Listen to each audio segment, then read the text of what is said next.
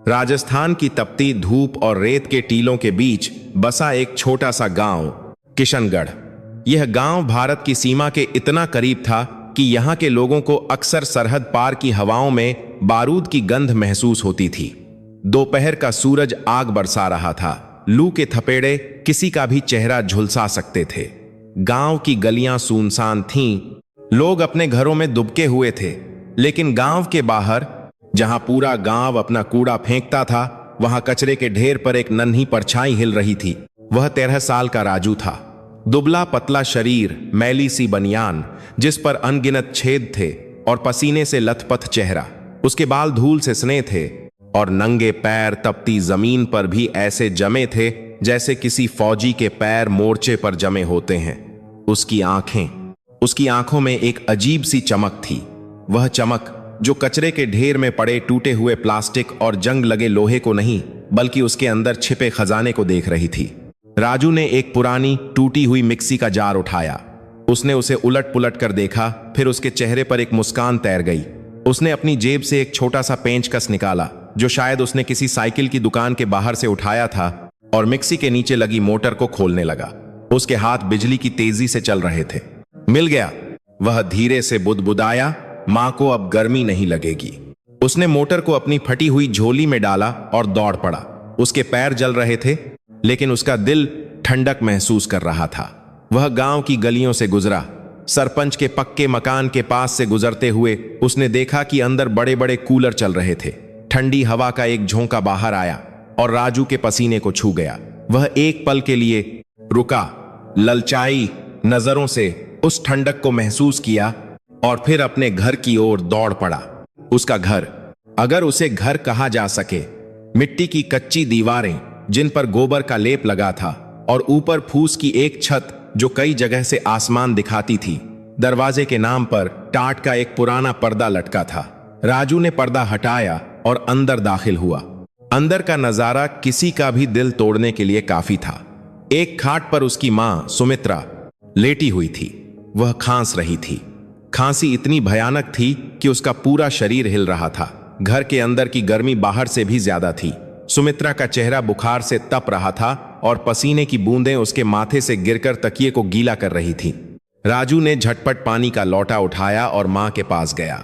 मां, पानी पी ले। उसने बड़े प्यार से मां का सिर अपनी गोद में रखा और पानी पिलाया। सुमित्रा ने मुश्किल से आंखें खोलीं। अपने बेटे की हालत देखकर उसकी आंखों में आंसू आ गए।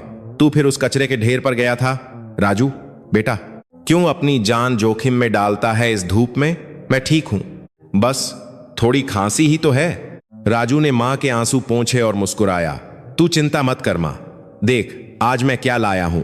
उसने अपनी झोली से वह पुरानी मोटर, कुछ टूटे हुए प्लास्टिक के पंख जो उसने एक पुराने खिलौने से निकाले थे, और कुछ तार के टुकड़े निकाले। सुमित्रा बस उसे देखती रही। उसे समझ नहीं आता था कि उसका बेटा इन टूटी फूटी चीजों में क्या देखता है, लेकिन राजू के लिए यह कचरा नहीं, यह उसकी दुनिया थी। राजू ने कमरे के कोने में रखे एक पुराने डब्बे को उठाया। उसने तारों को मोटर से जोड़ा। फिर उसने एक पुरानी बैटरी निकाली, जिसे उसने कल ही एक ट्रक ड्राइवर से विनती करके मांगा था। ड्राइवर ने यह सोचकर दे दी थी कि यह खराब है, लेकिन राजू जानता था कि इसमें अभी भी थोड़ी जान बाकी है। उसने तारों को जोड़ा। चर चर की आवाज हुई और फिर वह मोटर घूमने लगी। राजू ने प्लास्टिक के पंखे को उस पर फिट किया। देखते ही देखते वह छोटा सा जुगाड़ एक पंखे की तरह तेजी से घूमने लगा। राजू ने उसे मां की खाट के पास एक ईंट पर टिका दिया। आपकी पंखे के पास के साददेस्त में हवा का एक तेज झोंका सुमित्रा के चेहरे पर लगा। उसकी तपती त्वचा पर वह हवा किसी अमृत से कम नहीं थी। उसने गहरी सांस ली। उसकी खांसी थोड़ी थमी। उसने राजू की तरफ देखा, जो पसीने से लथपथ होकर भी गर्व से मुस्कुरा रहा था। तू जादूगर है मेरा बच्चा, सुमित्रा ने कमजोर आवाज में कहा। लोग तुझे पागल कहते हैं, कबाड़ी कहते हैं, लेकिन तू तो मेरा हीरा है। राजू ने मां का हाथ थामा। हीरा नहीं मां, मैं तो बस तेरा बेटा हूं। जब मैं बड़ा आदमी बनूंगा तो तेरे लिए वो सरपंच जैसा बड़ा कूलर लाऊंगा। तब तक इसी से काम चला ले। मां तो सो गई। उस ठंडी हवा के झोंके में उसे न जाने कितने दिनों बाद चैन की नींद आई थी, लेकिन राजू नहीं सोया। वह अपनी छोटी सी प्रयोगशाला में बैठ गया। उसकी प्रयोगशाला क्या थी? घर का एक कोना जहां लोहे के टुकड़ों, तारों के गुच्छों, टूटे हुए बल्बों और पुरानी बोतलों का ढेर लगा था। गांव वाले इसे कचरा कहते थे, लेकिन राजू के लिए यह उसका खजाना था, उसका हथियार था। अगली सुबह राजू अपने एक नए आविष्कार को लेकर गांव के बाजार में पहुंचा। यह एक अजीब सी मशीन थी। उसने एक पुरानी साइकिल के पहिए, एक प्लास्टिक के ड्रम और कुछ पाइपों को जोड़कर एक पानी खींचने वाली मशीन बनाई थी। गांव के कुएं से पानी निकालने के लिए औरतों को घंटों रस्सी खींचनी पड़ती थी। राजू चाहता था कि उनकी मेहनत कम हो जाए। बाजार में चहल पहल थी। चाय की दुकान पर लोग बैठे राजनीति पर चर्चा कर रहे थे। राजू अपनी मशीन को लुढ़काता हुआ सरपंच के चबूतरे के पास पहुंचा। सरपंच गब्बर सिंह, एक मोटी तोंद और बड़ी मूंछों वाला आदमी, अपनी कुर्सी पर बैठा हुक्का गुड़गुड़ा रहा था। उसके आसपास उसके चमचे बैठे थे। सरपंच जी, राम राम, राजू ने हाथ जोड़कर कहा। सरपंच ने उसे हिकारत भरी नजरों से देखा। अरे, ये कबाड़ी का बेटा यहां क्या कर रहा है? फिर से कोई कचरा उठाने आया है क्या? सब लोग हंस पड़े। राजू का चेहरा थोड़ा उतर गया, लेकिन उसने हिम्मत नहीं हारी। नहीं सरपंच जी, मैं कचरा उठाने नहीं, एक मशीन दिखाने आया हूं। देखिए, मैंने यह बनाई है। अगर हम इसे कुएं पर लगा दें तो बस पैडल मारने से पानी ऊपर आ जाएगा। औरतों की कमर नहीं टूटेगी, बिजली की भी जरूरत नहीं है। राजू ने बड़े उत्साह से मशीन का हैंडल घुमाकर दिखाया। ड्रम घूमा और पाइप से हवा निकली। वह अपनी धुन में समझा रहा था कि कैसे वैक्यूम बनता है और कैसे पानी ऊपर आएगा, लेकिन किसी का ध्यान उसकी बातों पर नहीं था। सब उसकी फटेहाल कपड़ों और अजीब सी मशीन को देखकर मजाक उड़ा रहे थे। सरपंच ने हाथ के इशारे से उसे रोका। बस बस, बहुत हो गया तेरा नाटक। अरे ओ राजू, तू स्कूल तो जाता नहीं, दिन भर कूड़े में मुंह मारता है। तू हमें विज्ञान सिखाएगा? यह सब खिलौने अपने पास रख। कुएं पर यह लोहे का कबाड़ लगाने की जगह नहीं है। यहां सरकारी मोटर लगेगी जब सरकार पैसा भेजेगी। लेकिन सरपंच जी, सरकारी मोटर आने में तो सालों लगेंगे। मेरी मशीन तो आज ही चल सकती है और यह मुफ्त है। मैं कोई पैसा नहीं मांग रहा, राजू ने विनती की। सरपंच का एक चमचा लाला बीच में बोल पड़ा। अरे, मुफ्त का नाम लेकर बाद में चोरी करेगा। सुना है इसकी मां बहुत बीमार है, जरूर यह मशीन लगाकर उसके पुर्जे बेच खाएगा। इन गरीबों का कोई भरोसा नहीं। राजू की मुट्ठियां भिंच गईं। अपनी मां के बारे में ऐसी बात सुनकर उसका खून खौल उठा। लाला जी, मेरी मां बीमार जरूर है, लेकिन हम चोर नहीं हैं। मैंने यह मशीन मेहनत से बनाई है ताकि गांव का भला हो। चल भाग यहां से, सरपंच ने चिल्लाकर कहा। बड़ा आया गांव का भला करने वाला, अपनी मां का इलाज तो करा नहीं सकता, गांव सुधारेगा। जाकर कहीं और अपना कबाड़ बेच। राजू वहां एक पल भी और नहीं रुका। उसने अपनी मशीन उठाई और भारी कदमों से वापस चल दिया। पीछे से लोगों के ठाके उसका पीछा कर रहे थे। पागल लड़का, कबाड़ी वैज्ञानिक, सपना देख रहा है। ये शब्द उसके कानों में पिघले हुए शीशे की तरह उतर रहे थे। वह गांव के बाहर एक पुराने बरगद के पेड़ के नीचे जाकर बैठ गया। यह उसकी जगह थी।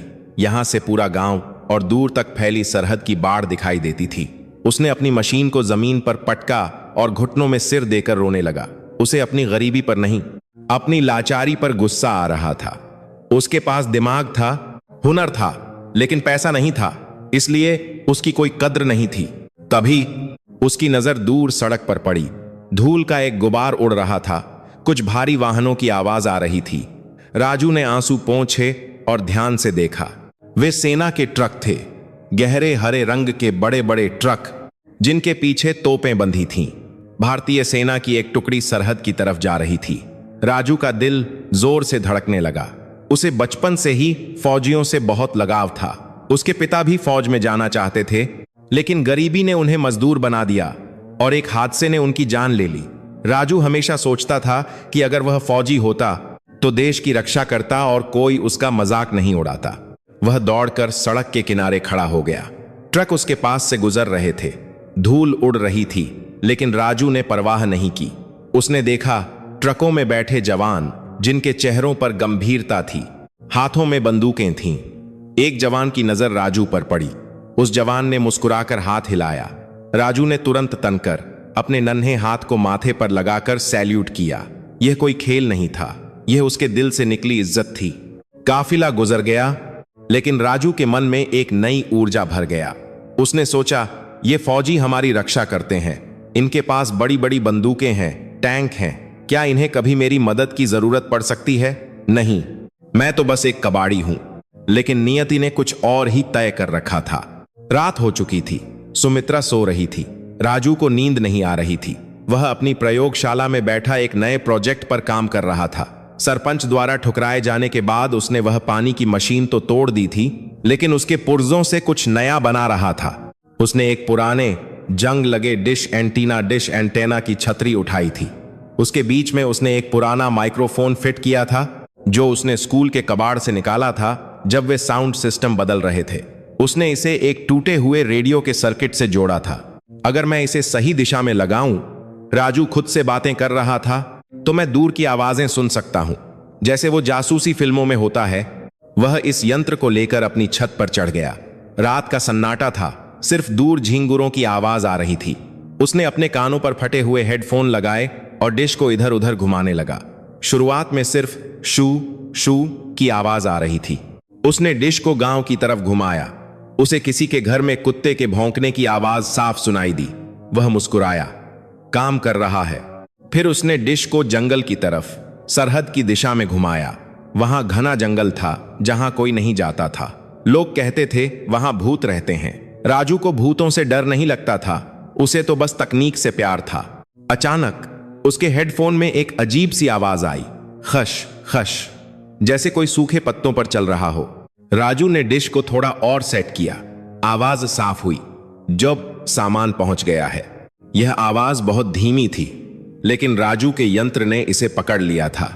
वह चौंक गया। इतनी रात को जंगल में कौन बात कर रहा है, और वह भी इतनी धीमी आवाज में? उसने सांस रोक ली और ध्यान से सुनने लगा। कल रात हमला पुल के पास। दूसरी आवाज आई, सिग्नल जाम करना होगा, फौजी सो रहे होंगे। राजू के रोंगटे खड़े हो गए। उसके माथे पर ठंडा पसीना आ गया। वह समझ गया कि यह कोई गांव वाले या लकड़हारे नहीं हैं। ये वो लोग हैं जिनकी बातें बड़े बुजुर्ग डरते हुए करते थे। घुसपैठिए दुश्मन। उसने डिश को और कसकर पकड़ा। उसकी धड़कनें कानों में गूंज रही थीं। बारूद तैयार है। राजू ने झटके से हेडफोन उतार दिए। उसका दिल इतनी तेज धड़क रहा था जैसे छाती फाड़कर बाहर आ जाएगा। उसने नीचे देखा। पूरा गांव गहरी नींद में सो रहा था। किसी को खबर नहीं थी कि मौत उनके दरवाजे पर दस्तक देने वाली है। फौजियों का कैंप यहां से 2 किलोमीटर दूर था। मुझे उन्हें बताना होगा, राजू ने सोचा। वह मुड़ा और सीढ़ियों की तरफ भागा, लेकिन तभी वह रुक गया। कौन मेरी बात मानेगा? उसके दिमाग में सरपंच की आवाज गूंज उठी। पागल लड़का, कबाड़ी, सपना देख रहा है। अगर वह अभी पुलिस या फौज के पास गया तो वे उसे बच्चा समझकर भगा देंगे, या शायद उसे ही जासूस समझकर पकड़ लें। उसके पास कोई सबूत नहीं था, सिर्फ हवा में सुनी हुई कुछ बातें। वह वापस छत की मुंडेर पर बैठ गया। क्या करे? सो जाए और भूल जाए। लेकिन अगर कल हमला हो गया तो? अगर वो फौजी मारे गए जिसने उसे हाथ हिलाया था तो? उसने अपनी मुट्ठी में एक पेंच स्क्रू को जोर से दबाया। उसकी हथेली में चुभन हुई, लेकिन इस दर्द ने उसे फैसला लेने में मदद की। मैं सबूत लाऊंगा। राजू ने अंधेरे में चमकती अपनी आंखों के साथ कसम खाई। मैं कबाड़ी हूं ना, तो आज मेरा कबाड़ ही देश के काम आएगा। वह नीचे अपने कमरे में आया। उसने एक पुराने बोरे को जमीन पर फैलाया और अपनी सारी दौलत उस पर उलट दी।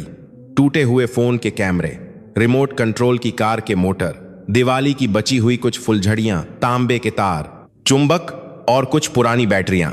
उसने एक गहरी सांस ली। उसके हाथ अब कांप नहीं रहे थे। उसके दिमाग में एक नक्शा बन रहा था। उसे एक ऐसी चीज बनानी थी जो जंगल में जाए, उन दुश्मनों को देखे और वापस आ जाए बिना किसी को नजर आए। उसने थर्माकोल के एक टुकड़े को काटना शुरू किया। यह एक ड्रोन का ढांचा बनने वाला था, लेकिन बाजार में मिलने वाले महंगे ड्रोन नहीं, यह राजू का ड्रोन था। उसने 4 छोटी मोटरों को कोनों पर चिपकाया। प्रोपेलर पंखे के लिए उसने प्लास्टिक की पुरानी फाइलों को काटकर पंख बनाए। सबसे मुश्किल काम था कैमरा और ट्रांसमीटर। उसने अपनी मां के पुराने खराब हो चुके कीपैड वाले फोन का डिस्प्ले और कैमरा मॉड्यूल निकाला। उसे एक वीडियो गेम के सर्किट से जोड़ा। यह काम एक इंजीनियर के लिए भी मुश्किल होता, लेकिन राजू के लिए यह एक पहेली सुलझाने जैसा था। उसने तारों को जोड़ा, सोल्डरिंग आयरन, जो उसने एक लोहे की कील को मोमबत्ती पर गर्म करके बनाया था, से टांके लगाए। घंटों बीत गए। मुर्गे की पहली बांग सुनाई दी। राजू की आंखों में नींद का नामो निशान नहीं था। उसके सामने मेज पर एक अजीब सी दिखने वाली चीज रखी थी। वह सुंदर नहीं थी। उस पर टेप चिपका था, तार बाहर लटक रहे थे। वह किसी साइंस फिक्शन फिल्म का कचरा लग रही थी। राजू ने एक रिमोट उठाया, जिसे उसने टीवी के रिमोट और खिलौने के रिमोट को जोड़कर बनाया था। उसने बटन दबाया। भिन्न भिन्न भिन्न चारों मोटरें एक साथ घूमी। वह थर्माकोल का ढांचा थोड़ा डगमगाया और फिर हवा में उठ गया। वह स्थिर नहीं था, कांप रहा था, लेकिन वह उड़ रहा था। राजू की थकान एक पल में गायब हो गई। उड़ गया, उसने धीरे से कहा, ताकि मां न जाग जाए। अब देखते हैं जंगल में कौन छिपा है। लेकिन असली परीक्षा अभी बाकी थी। दिन निकल रहा था, उसे रात होने का इंतजार करना था, और उसे पता था कि आज की रात उसकी जिंदगी की सबसे लंबी रात होने वाली थी। राजू की छत पर सन्नाटा था। बस उस छोटे से ड्रोन के पंखों की भिनभिनाहट गूंज रही थी। वह थर्माकोल का बना हुआ, टेप से चिपकाया हुआ खिलौना धीरे धीरे हवा में ऊपर उठ रहा था। राजू की नजरें उस छोटे से वीडियो गेम के स्क्रीन पर गड़ी थीं, जिसे उसने अपने रिमोट से जोड़ा था। स्क्रीन पर झिलमिलाहट हो रही थी। चित्र साफ नहीं था। काली और सफेद लकीरें आ जा रही थीं, जैसे पुराना टीवी सिग्नल खो रहा हो। चल मेरे दोस्त, बस थोड़ी दूर और, राजू ने धीरे से कहा। उसके माथे पर पसीना था, लेकिन हाथ स्थिर थे। ड्रोन ने गांव की सीमा पार की और उस घने जंगल के ऊपर पहुंचा, जिसे लोग काला जंगल कहते थे। नीचे घुप अंधेरा था। पेड़ों के साए किसी राक्षसों की तरह लग रहे थे। अचानक हवा का एक तेज झोंका आया। ड्रोन डगमगाया। स्क्रीन पर वीडियो गायब हो गया। राजू का दिल एक पल के लिए रुक गया। क्या उसका आविष्कार गिर गया? क्या उसकी मेहनत बेकार गई? उसने अपनी आंखें बंद की और मन ही मन भगवान को याद किया।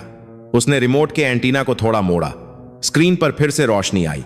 इस बार चित्र थोड़ा साफा था। ड्रोन जंगल के बीचों बीच एक पुरानी टूटी हुई पुलिया के पास उड़ रहा था। वहां कुछ हलचल थी। राजू ने ड्रोन को थोड़ा नीचे किया। जो उसने देखा, उसने उसके पैरों तले जमीन खिसका दी।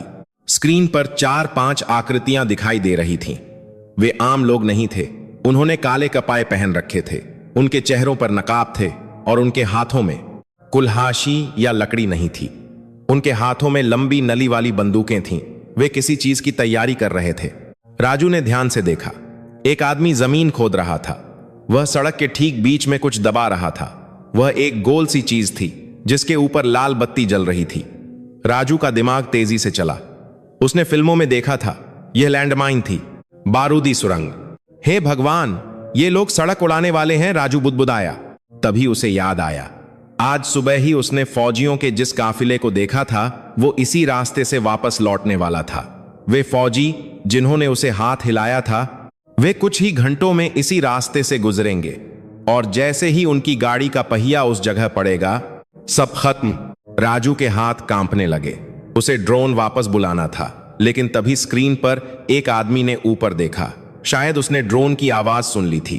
ऊपर क्या है? वह आदमी अपनी भाषा में चिल्लाया। दूसरे ने बंदूक उठाई। वापस आजा। राजू ने रिमोट का लीवर पूरी ताकत से पीछे खींचा। ड्रोन ने पलटी खाई और गोलियों की तड़तड़ाहट से बस बाल बाल बचकर पेड़ों के पीछे छिप गया। राजू ने उसे पागलों की तरह उड़ाया और वापस अपनी छत की ओर ले आया। जब ड्रोन उसकी हथेली पर आकर गिरा, तो वह बुरी तरह गर्म हो चुका था। उसकी बैटरी खत्म हो गई थी। लेकिन राजू के पास अब सबूत था। नहीं, उसके पास वीडियो रिकॉर्ड करने की सुविधा नहीं थी। उसकी आंखों ने जो देखा था, वही सबूत था। वह सीढ़ियों से नीचे भागा। उसे मां को बताने का वक्त नहीं था। वह नंगे पैर ही घर से निकल गया। बाहर घुप अंधेरा था। कुत्ते भौंक रहे थे। राजू पागलों की तरह दौड़ रहा था। उसका लक्ष्य था 2 किलोमीटर दूर स्थित फौजियों की अस्थायी चौकी। कंकड़ पत्थर उसके पैरों में चुभ रहे थे। कांटों ने उसकी एड़ियों को लहूलुहान कर दिया था, लेकिन उसे दर्द महसूस नहीं हो रहा था। उसे सिर्फ वो बारूदी सुरंग और फौजियों के हंसते हुए चेहरे याद आ रहे थे। मुझे पहुंचना होगा, मुझे उन्हें बचाना होगा। वह हांफते हुए दौड़ता रहा। आखिरकार उसे सामने रेत के बोरों से बना एक बंकर और एक बैरिकेड दिखाई दिया। वहां 2 संतरी पहरा दे रहे थे। उनके हाथों में राइफलें थीं। राजू की सांसें फूल रही थीं, फेफड़े जल रहे थे। वह दौड़ता हुआ उनके पास पहुंचा। साहब, साहब, वह चिल्लाया। रुकिए, मुझे बड़े साहब से मिलना है। संतरियों ने अपनी बंदूकें तान लीं। कौन है वहां? रुक जाओ। राजू उनकी बंदूकों से नहीं डरता था। वह डरता था तो बस उस तबाही से जो होने वाली थी। वह उनके पैरों में गिर पड़ा। साहब, मैं राजू हूं, गांव से। मैंने देखा है, जंगल में वो लोग बम लगा रहे हैं। आपकी गाड़ियां उड़ जाएंगी साहब। प्लीज बड़े साहब को बुलाओ। एक संतरी ने अपनी टॉर्च राजू के चेहरे पर मारी। उसकी फटी बनियान, धूल से सना चेहरा और बिखरे बाल देखकर संतरी ने नाक सिकोड़ ली। अरे, यह तो वही पागल कबाड़ी का लड़का है। संतरी ने अपने साथी से कहा, दिन भर कूड़ा बीनता है और नशा करता होगा। भाग यहां से। नहीं साहब, मैं सच बोल रहा हूं, राजू गिड़गिड़ाया। उसने संतरी के भारी बूट पकड़ लिए। कसम से साहब, मैंने अपने ड्रोन से देखा। वो लोग काले कपड़ों में थे। वो पुलिया के नीचे बम गाड़ रहे हैं। ड्रोन? दूसरा संतरी जोर से हंसा। तेरे जैसा भिखारी ड्रोन उड़ाएगा? चल हट, हमें ड्यूटी करने दे। अभी साहब सो रहे हैं। अगर तूने शोर मचाया तो डंडे पड़ेंगे। मार लो साहब, जितना मारना है मार लो, लेकिन मेरी बात सुन लो। राजू की आंखों से आंसू बहने लगे। वो लोग मेरे देश के फौजियों को मार देंगे। प्लीज साहब, एक बार चेक कर लो। उसने फिर से आगे बढ़ने की कोशिश की, लेकिन पहले संतरी ने उसे जोर से धक्का दिया। राजू किसी सूखे पत्ते की तरह उड़कर दूर जा गिरा। उसकी कोहनी छिल गई। धूल उसके मुंह में भर गई। अगली बार पास आया तो गोली मार दूंगा, संतरी ने कड़क कर कहा। यह मिलिट्री का एरिया है, कोई भीख मांगने की जगह नहीं। दफा हो जा। राजू मिट्टी में पड़ा रहा। उसे अपनी कोहनी के दर्द से ज्यादा दिल का दर्द सता रहा था। जिन फौजियों को बचाने के लिए वह जान हथेली पर रखकर आया था, वे ही उसे दुत्कार रहे थे। उसे अपनी गरीबी पर इतनी घृणा पहले कभी नहीं हुई थी। अगर उसने अच्छे कपड़े पहने होते, अगर वह अंग्रेजी बोलता, तो शायद वे उसकी बात सुन लेते। लेकिन एक कबाड़ी की बात कौन सुनता है? वह धीरे से उठा। उसने अपनी धूल झाड़ी। उसकी आंखों में अब आंसू नहीं थे। उसकी आंखों में एक अजीब सी आग थी। वह आग जो अपमान से नहीं, बल्कि एक दृढ़ निश्चय से जली थी। ठीक है, उसने अंधेरे में चमकते बैरिकेड को देखकर कहा, तुम मेरी बात नहीं मानोगे। तुम मुझे कचरा समझते हो, लेकिन यह कचरा ही आज तुम्हारी जान बचाएगा। अगर तुम अपनी रक्षा नहीं कर सकते तो यह कबाड़ी करेगा। राजू मुड़ा और वापस गांव की तरफ नहीं, बल्कि एक शॉर्टकट रास्ते से अपने घर के पीछे वाले हिस्से की तरफ भागा। उसके पास समय बहुत कम था। काफिला किसी भी वक्त आ सकता था। उसे अपनी खुद की फौज तैयार करनी थी। एक ऐसी फौज जिसमें सिपाही नहीं, बल्कि तार, सर्किट और कबाड़ के टुकड़े थे। वह घर पहुंचा। मां अभी भी गहरी नींद में थी। राजू ने बिना आवाज किए अपनी प्रयोगशाला का पिटारा खोल दिया। अब उसे खिलौने नहीं बनाने थे, उसे हथियार बनाने थे। उसका दिमाग किसी सुपर कंप्यूटर की तरह चल रहा था। दुश्मन बम फोड़ने के लिए रिमोट का इस्तेमाल करेंगे, उसने सोचा। रिमोट यानी सिग्नल। अगर मैं सिग्नल रोक दूं तो बम नहीं फटेगा। उसने अपनी नजर दौड़ाई। कोने में एक पुराना जला हुआ माइक्रोवेव ओवन पड़ा था, जिसे उसने एक रद्दी वाले से 50 रुपये में खरीदा था। उसने उसका पीछे का हिस्सा खोला। वहां एक भारी चुंबक जैसा यंत्र था, मैग्नेट्रॉन। राजू को पता था कि यह चीज बहुत खतरनाक है, लेकिन यही उसकी सबसे बड़ी ताकत थी। यह यंत्र बहुत शक्तिशाली तरंगें छोड़ता है। अगर मैं इसे चालू कर दूं तो इसके आसपास कोई भी रिमोट, कोई भी फोन काम नहीं करेगा। राजू ने पेंच कसते हुए सोचा। उसने मैग्नेट्रॉन को निकाला और उसे एक पुरानी कार की बैटरी से जोड़ने के लिए एक सर्किट बनाया। यह बहुत जोखिम भरा था। एक गलत तार और करंट उसे जलाकर राख कर सकता था, लेकिन राजू के हाथ नहीं कांपे। उसने तारों को टेप से जोड़ा और पूरे यंत्र को एक टूटे हुए प्लास्टिक के बाल्टी में फिट कर दिया ताकि उसे उठाया जा सके। यह उसका सिग्नल जैमर था। लेकिन सिर्फ सिग्नल रोकना काफी नहीं था। दुश्मन भी तो वहां होंगे। उनके पास बंदूकें हैं। राजू के पास क्या था? उसने अपनी नजर मच्छर मारने वाले रैकेट मॉस्किटो बैट पर डाली। उसका जाल टूटा हुआ था, लेकिन कैपेसिटर अभी भी काम कर रहा था। उसने 4-5 पुराने कैपेसिटर जोड़े और उन्हें एक तांबे के तार की जाली से कनेक्ट कर दिया। यह उन्हें मारेगा नहीं, लेकिन इतना तेज झटका देगा कि नानी याद आ जाएगी। उसने एक छोटा सा परीक्षण किया। चिंगारी निकली, छटाक। आवाज इतनी तेज थी कि बिल्ली डर कर भाग गई। यह उसका इलेक्ट्रिक ट्रैप था। उसने अपनी सारी जमा पूंजी एक पुराने बोरे में भरी। जैमर, इलेक्ट्रिक ट्रैप, कुछ पटाखे जो उसने पिछली दिवाली से बचा रखे थे, और एक पुराना लाउड स्पीकर जो उसने मस्जिद के कबाड़ से उठाया था। वह एक योद्धा की तरह तैयार था। उसका शरीर छोटा था, लेकिन उसका हौसला हिमालय से भी बड़ा था। उसने मां के पैर छुए जो नींद में ही बड़बड़ाएं, और फिर अंधेरे में गायब हो गया। जंगल के रास्ते से वह उसी पुलिया के पास पहुंचा जहां उसने ड्रोन भेजा था। वह रेंगते हुए झाड़ियों के बीच से आगे बढ़ा। दुश्मन अभी भी वहीं थे।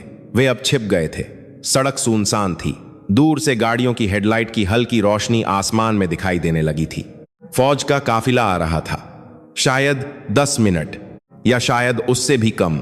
राजू पुलिया के नीचे एक सूखे नाले में उतर गया। यहां से वह सड़क के ठीक नीचे था। उसने देखा कि बारूदी सुरंग के तार पुलिया के नीचे से होते हुए झाड़ियों में छिपे एक आदमी के हाथ में रिमोट तक जा रहे थे। राजू ने अपना सिग्नल जैमर बाल्टी में रखा, मैग्नेट्रॉन निकाला। उसने उसे ठीक उस जगह सेट किया जहां से सिग्नल सबसे ज्यादा मजबूत होने की उम्मीद थी। तभी उसे ऊपर सड़क पर भारी टायरों की आवाज सुनाई दी। जमीन कांपने लगी। काफिला आ गया था। घुर्र घुर्र घुर्र। ट्रकों के इंजन की आवाज जंगल की खामोशी को चीर रही थी। झाड़ियों में छिपे आतंकवादी के चेहरे पर एक क्रूर मुस्कान आ गई। उसने अपना रिमोट उठाया। उसका अंगूठा लाल बटन पर गया। वह बस उस पल का इंतजार कर रहा था जब पहला ट्रक ठीक बम के ऊपर आए। राजू का दिल गले में आ गया। अब नहीं तो कभी नहीं। उसने अपनी बनाई हुई मशीन का स्विच दबाया। एक अजीब सी आवाज गूंजी, भिन भिन भिन, जैसे हजारों मधुमक्खियां एक साथ भिन भिना रही हों। मैग्नेट्रॉन सक्रिय हो गया था। अदृश्य तरंगें हवा में फैल गईं। सड़क पर पहला ट्रक ठीक बारूदी सुरंग के ऊपर आया। आतंकवादी ने बटन दबाया। क्लिक। कुछ नहीं हुआ। उसने फिर दबाया। Click click click. बम नहीं फटा। सिग्नल जैम हो चुका था। आतंकवादी के चेहरे से पसीना छूट गया। वह समझ नहीं पाया कि क्या हुआ। उसने अपने साथी को इशारा किया, वायर चेक करो, रिमोट खराब है। वह चिल्लाया बेतार सेट पर, लेकिन उसका वॉकी टॉकी भी काम नहीं कर रहा था। सिर्फ शू शू की आवाज आ रही थी। राजू का कबाड़ दुनिया की सबसे आधुनिक तकनीक को मात दे रहा था। काफिला पुलिया के ऊपर से गुजरने लगा। वे सुरक्षित थे फिलहाल, लेकिन आतंकवादियों को समझ आ गया कि कुछ गड़बड़ है। उनका लीडर, एक लंबा आदमी, गुस्से में खड़ा हो गया। उसने अपनी राइफल उठाई और पुलिया के नीचे झांका, जहां से अजीब सी भिन भिनाहट आ रही थी। कोई नीचे है, वह चिल्लाया, मारो उसे। राजू ने देख लिया कि उसकी जगह पकड़ी गई है। गोलियां उसके आसपास की मिट्टी पर लगने लगीं। धाई धाई। धूल के गुबार उठे। राजू बाल्टी छोड़कर लुढ़कता हुआ एक बड़े पत्थर के पीछे छिप गया। अब भागने का कोई रास्ता नहीं था। वह घिर चुका था। ऊपर से गोलियां बरस रही थीं और सामने से 2 आतंकवादी हाथ में चाकू और बंदूक लिए नाले में उतर रहे थे। राजू ने अपनी थैली में हाथ डाला। उसके हाथ में इलेक्ट्रिक ट्रैप वाली तांबे की जाली थी। आ जाओ, राजू ने कांपती आवाज में कहा। आज तुम्हें पता चलेगा कि भारत का बच्चा किससे बना है। वह नाले के पानी में जो थोड़ा सा जमा था, उस जाली को फेंकने के लिए तैयार हुआ। जैसे ही वे दोनों आतंकवादी पानी में कदम रखेंगे, राजू स्विच दबा देगा। लेकिन तभी सड़क के ऊपर से एक ट्रक रुका। शायद ड्राइवर ने गोलियों की आवाज सुन ली थी। Ambush ambush ambush. घात लगाकर हमला। किसी फौजी की तेज आवाज आई। जंगल अब युद्ध का मैदान बन चुका था, और इस युद्ध के ठीक बीच में एक 13 साल का निहत्था बच्चा अपनी टूटी फूटी मशीनों के साथ मौत की आंखों में आंखें डालकर खड़ा था। राजू जानता था कि असली लड़ाई अब शुरू हुई है। उसने अपनी जेब से वो पुराना लाउड स्पीकर निकाला जिसे उसने एक रिकॉर्डेड आवाज के साथ जोड़ा था। यह उसकी आखिरी चाल थी। राजू उस बड़े पत्थर के पीछे दुबका हुआ था। उसके सिर के ऊपर से गोलियां गुजर रही थीं, जैसे मौत हवा में सीटी बजा रही हो। पत्थर के टुकड़े टूटकर उसके बालों में गिर रहे थे। उसका दिल इतनी तेज धड़क रहा था कि उसे लग रहा था दुश्मन को उसकी धड़कन की आवाज सुनाई दे जाएगी। उसके सामने 2 आतंकवादी धीरे धीरे नाले में उतर रहे थे। उनकी परछाइयां लंबी और डरावनी लग रही थीं। राजू ने अपनी थैली में हाथ डाला और उस पुराने लाउडस्पीकर को बाहर निकाला। यह वही लाउडस्पीकर था जो उसने कबाड़ी की दुकान से यह कहकर मांगा था कि वह स्कूल के नाटक में हिस्सा लेने वाला है। उसने इसे एक रिकॉर्डर सर्किट और एक छोटी बैटरी से जोड़ा था। उसने अपनी आवाज को भारी और गूंजने वाला बनाने के लिए एक छोटा सा एम्पलीफायर भी लगाया था। हे भगवान, बस यह काम कर जाए। उसने कांपते हाथों से तारों को जोड़ा। आतंकवादी अब बहुत करीब आ चुके थे। वे बस 10 कदम दूर थे। एक आतंकवादी ने अपनी बंदूक उठाई। तभी जंगल के सन्नाटे को चीरती हुई एक भारी और कड़कदार आवाज गूंजी। यह आवाज किसी बच्चे की नहीं, बल्कि एक सख्त सैन्य कमांडर की लग रही थी। सारे इलाके को घेर लिया गया है, हथियार डाल दो, तुम चारों तरफ से घिर चुके हो। आवाज इतनी तेज थी कि पत्तों पर जमी ओस की बूंदें भी हिल गईं। लाउड स्पीकर की गूंज ने ऐसा भ्रम पैदा किया जैसे यह आवाज किसी एक जगह से नहीं, बल्कि जंगल के हर कोने से आ रही हो। दोनों आतंकवादी ठिठक गए, उनके कदम रुक गए। उन्होंने घबराकर इधर उधर देखा। ये क्या है? फौज आ गई। एक ने अपनी भाषा में चिल्लाया, ये जाल है, वापस ऊपर चलो। दूसरे ने चीख कर कहा। उन्हें लगा कि वे 2-4 फौजियों से नहीं, बल्कि पूरी बटालियन से घिर गए हैं। वे उल्टे पैर वापस सड़क की तरफ भागे। उसी समय सड़क के ऊपर सेना के काफिले में हड़कंप मचा हुआ था। सबसे आगे वाली जीप में बैठे कैप्टन विक्रम सिंह ने ब्रेक मारने का इशारा किया था। गोलियों की आवाज सुनकर वे सतर्क हो गए थे, लेकिन जंगल से आती उस कमांडर की आवाज ने उन्हें चौंका दिया। घेर लिया गया है, कैप्टन विक्रम ने अपने वायरलेस सेट पर चेक किया। अल्फा टीम, क्या तुमने अनाउंसमेंट किया? नहीं सर, उधर से जवाब आया। हम तो अभी भी 2 किलोमीटर पीछे हैं। कैप्टन विक्रम की आंखों में समझ की एक चमक आ गई। कोई और है वहां, कोई दुश्मन को गुमराह कर रहा है। यह मौका है, पोजीशन लो, हमला। फौजियों ने तुरंत मोर्चा संभाला। ट्रकों से जवान कूदे और सड़क के किनारे लेटकर पोजीशन ले ली। जैसे ही वो आतंकवादी नाले से ऊपर सड़क पर चढ़े, वे सीधे फौजियों की बंदूकों के सामने आ गए। तड़ तड़ तड़ गोलियों की बारिश शुरू हो गई। आतंकवादियों को संभलने का मौका ही नहीं मिला। वे सड़क और जंगल के बीच फंस गए थे। नीचे से राजू का इलेक्ट्रिक ट्रैप और ऊपर से भारतीय सेना की गोलियां। राजू अभी भी पत्थर के पीछे छिपा था। उसने अपने कान बंद कर लिए थे। युद्ध की आवाज बहुत भयानक थी। बारूद की गंध से उसका दम घुट रहा था, लेकिन उसने देखा कि उसकी चाल कामयाब हो गई है। फौजी अब हावी हो रहे थे। मुझे अब भागना चाहिए, उसने सोचा। मेरा काम हो गया। वह धीरे से खिसका, लेकिन तभी उसकी नजर एक भयानक चीज पर पड़ी। लड़ाई के शोर शराबे के बीच एक आतंकवादी, जो शायद उनका लीडर था, घायल होने के बावजूद रेंगता हुआ एक पेड़ के पीछे जा रहा था। उसके हाथ में एक रॉकेट लॉन्चर आरपीजी था और उसका निशाना वो जीप थी जिसके पीछे कैप्टन विक्रम खड़े होकर अपने जवानों को निर्देश दे रहे थे। कैप्टन का ध्यान सामने था। उन्हें नहीं पता था कि बाईं ओर से मौत उनकी तरफ बढ़ रही है। राजू का खून जम गया। अगर उसने कुछ नहीं किया तो अगले ही पल वो जीप उड़ जाएगी और वो कैप्टन मर जाएगा। वही कैप्टन जिसकी वर्दी की इज्जत राजू भगवान की तरह करता था। उसके पास कोई और मशीन नहीं बची थी। जैमर चल रहा था, स्पीकर बंद हो चुका था। उसके पास सिर्फ एक ही चीज बची थी, उसकी अपनी आवाज और उसकी छोटी सी जान। डर का एक पल आया, लेकिन अगले ही पल वो डर गायब हो गया। उसके पिता की धुंधली याद उसके दिमाग में कौंधी। असली फौजी वो है जो दूसरों के लिए जीता है। राजू पत्थर के पीछे से बाहर निकला। वह अपनी पूरी ताकत से चिल्लाया, साहब पीछे देखो, पेड़ के पास। उसकी पतली बच्चों वाली आवाज गोलियों के शोर में दब सकती थी, लेकिन उसने अपनी जान की परवाह किए बिना अपने हाथों में बचे हुए कुछ दिवाली के बम जलाए और उस आतंकवादी की तरफ फेंका। धड़ाम! बम आतंकवादी के पास नहीं फटा, लेकिन उसकी तेज आवाज और चमक ने आतंकवादी का ध्यान भटका दिया। वह चौंका और मुड़ा। उसे एक छोटा सा लड़का अपनी तरफ दौड़ता हुआ दिखाई दिया। तेरी तो! आतंकवादी ने रॉकेट लॉन्चर छोड़ा और अपनी पिस्तौल निकाली। उसी वक्त कैप्टन विक्रम ने राजू की आवाज सुनी। उन्होंने मुड़कर देखा।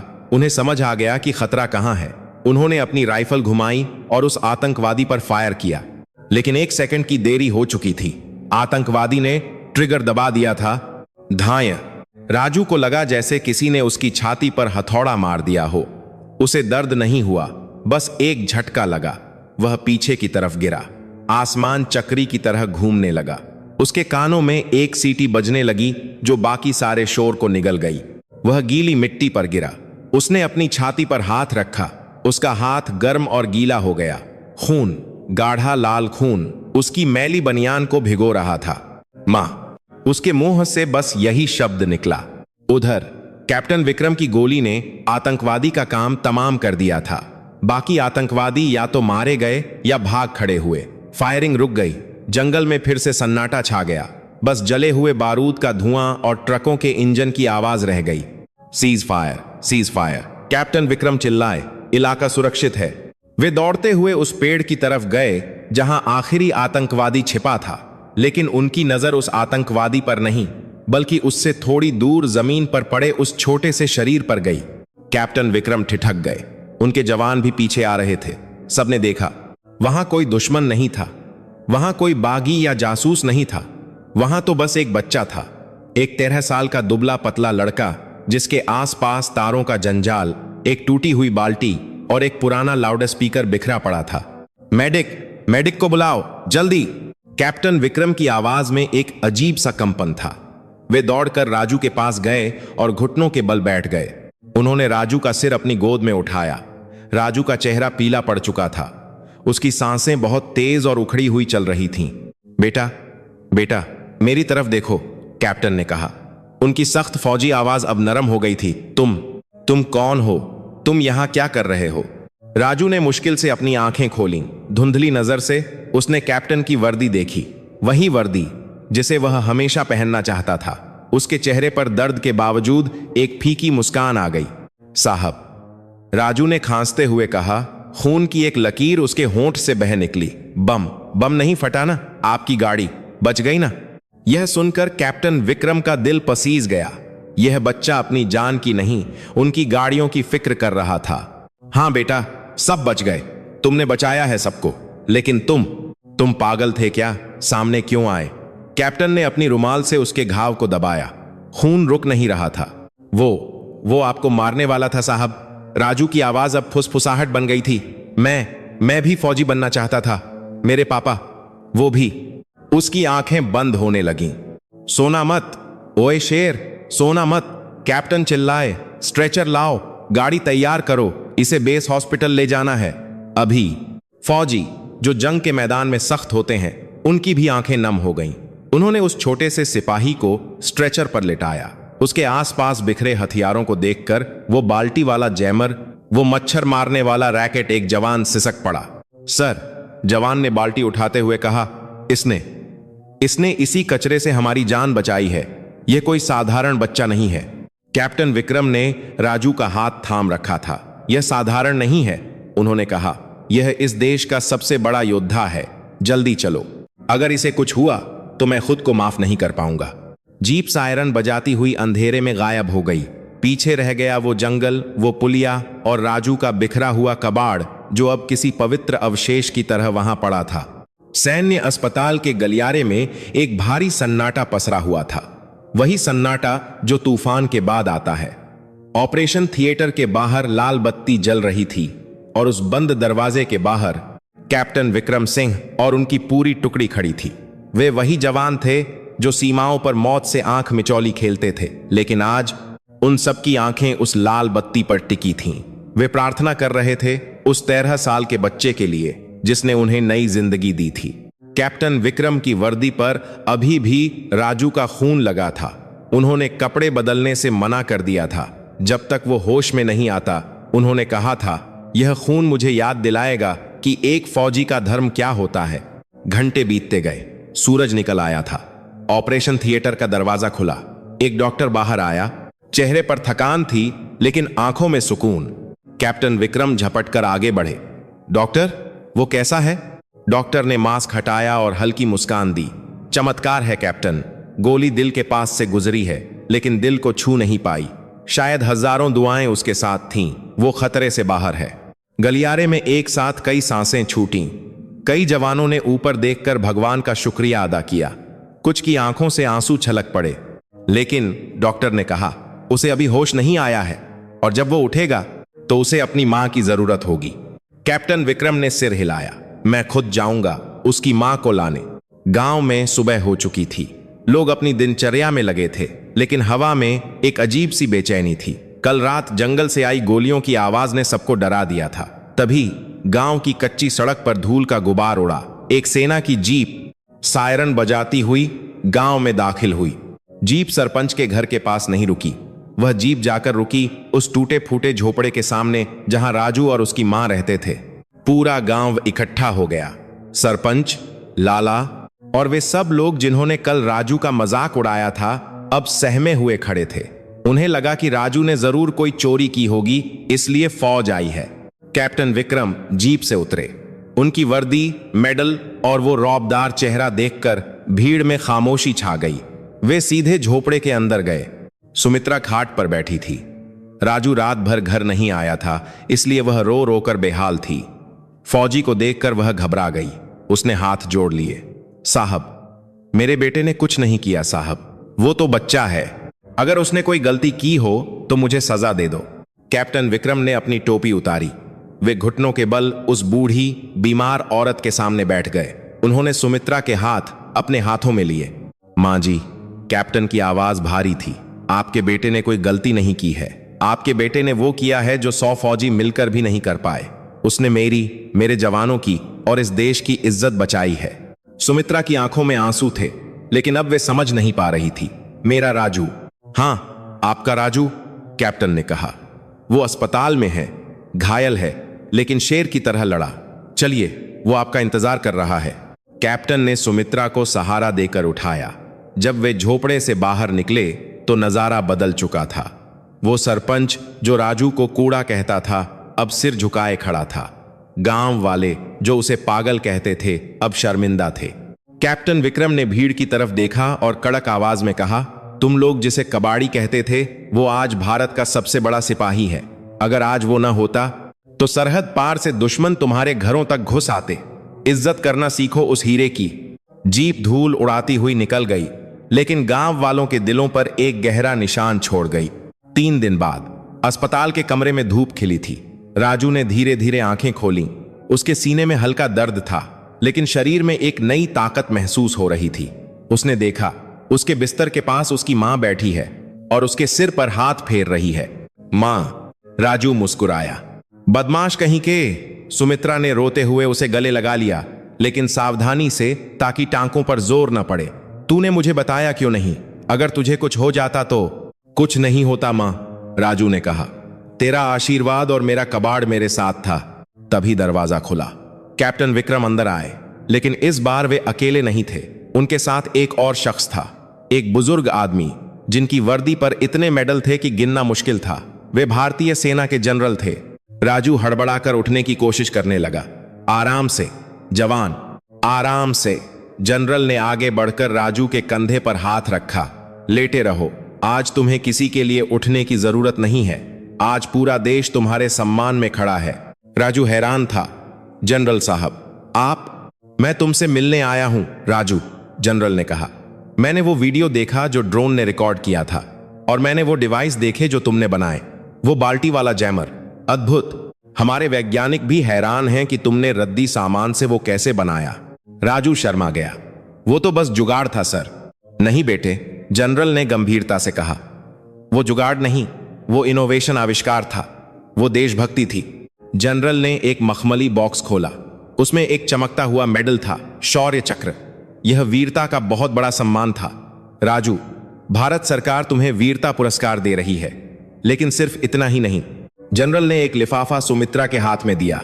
मां जी, इसमें 10 लाख रुपए का चेक है। अब आपको इलाज के लिए या रोटी के लिए कभी सोचना नहीं पड़ेगा। सुमित्रा के हाथ कांपने लगे। उसने चेक को माथे से लगाया। और राजू, जनरल ने राजू की आंखों में देखा। सेना ने तुम्हारी पढ़ाई का जिम्मा लिया है। तुम अब कबाड़ नहीं चुनोगे। तुम देश के सबसे बड़े इंजीनियरिंग कॉलेज में पढ़ोगे, और जब तुम बड़े हो जाओगे तो DRDO रक्षा अनुसंधान संस्थान में वैज्ञानिक बनकर देश के लिए हथियार बनाओगे। मंजूर है? राजू की आंखों में आंसू भर आए। यह उसका सपना था। वो सपना जो उसने कचरे के ढेर पर बैठकर देखा था, आज सच हो रहा था। उसने कांपते हाथ से सैल्यूट किया। जय हिंद सर। जनरल, कैप्टन और कमरे में मौजूद सभी अफसरों ने उस नन्हे सिपाही को वापस सैल्यूट किया। कुछ साल बाद एक बड़े कॉन्फ्रेंस हॉल में हजारों लोग बैठे थे। मंच पर एक युवक खड़ा था। वह अब 13 साल का बच्चा नहीं था, लेकिन उसकी आंखों में वही चमक थी। उसने एक शानदार सूट पहना था, लेकिन उसकी जेब में आज भी एक छोटा सा पेंचकस रखा था। यह राजू था, अब भारत का सबसे युवा रक्षा वैज्ञानिक। उसने माइक थामा। हॉल में सन्नाटा छा गया। लोग मुझसे पूछते हैं, राजू ने अपनी बात शुरू की, कि मैंने वो सब कैसे किया। मेरे पास संसाधन नहीं थे, पैसा नहीं था, लेबोरेटरी नहीं थी, मेरे पास सिर्फ कचरा था। वह रुका और मुस्कुराया। लेकिन याद रखिए, कचरा तब तक कचरा है जब तक आप उसे कचरे की नजर से देखते हैं। जिस दिन आप उसे उम्मीद की नजर से देखेंगे, वो सोना बन जाएगा। हमारे देश के हर गांव में, हर झोपड़ी में ऐसे हजारों राजू बैठे हैं। उन्हें भीख नहीं, मौका चाहिए। क्योंकि जब एक गरीब के बच्चे को मौका मिलता है तो वो सिर्फ अपना घर नहीं बदलता, वो देश का इतिहास बदल देता है। राजू ने अपनी बात खत्म की। पूरा हॉल तालियों की गड़गड़ाहट से गूंज उठा। दर्शक दीर्घा की पहली कतार में बूढ़ी सुमित्रा बैठी थी। अब वह बीमार नहीं थी। उसने गर्व से अपने बेटे को देखा और उसके बगल में बैठे थे रिटायर्ड जनरल विक्रम सिंह, जिनकी आंखों में आज भी वही चमक थी जो उस रात जंगल में थी। राजू ने ऊपर देखा, मानो अपने पिता को याद कर रहा हो। यह आपके लिए है पापा, उसने मन ही मन कहा। आपका सिपाही ड्यूटी पर तैनात है।